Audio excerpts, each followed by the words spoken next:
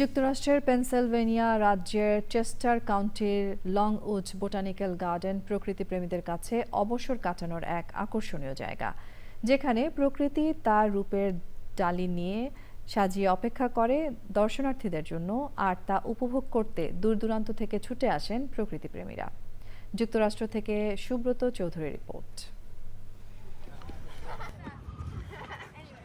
এই কর্মব্যস্ত জনারণ্যে এক টুকরো প্রশান্তির জন্য লংউড বোটানিক্যাল গার্ডেন উপযুক্ত জায়গা। 1100 একর আয়তনের এই বোটানিক্যাল গার্ডেনে অসংখ্য বিলুপ্তপ্রায় ও বিরল গাছপালা রয়েছে। নির্জনতায় শান্তিতে বিশুদ্ধ অক্সিজেন নেওয়ার জন্য আদর্শ জায়গা এই বোটানিক্যাল গার্ডেন। এই উৎসবের মৌসুমে লংউড বোটানিক্যাল গার্ডেন সেজেছে অন্যরকম সাজে।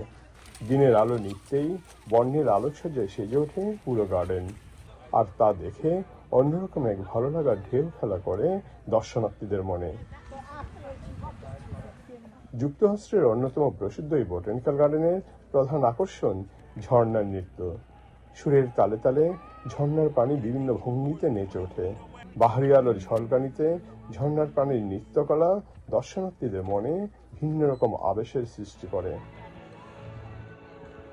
এই বোটানিক্যাল গার্ডেনের গ্রিন হাউস অংশটি প্রকৃতি প্রেমীদের কাছে খুবই আকর্ষণীয়। একঘেয়েমি কাটানোর জন্য এখানে গান শোনার ব্যবস্থা আছে।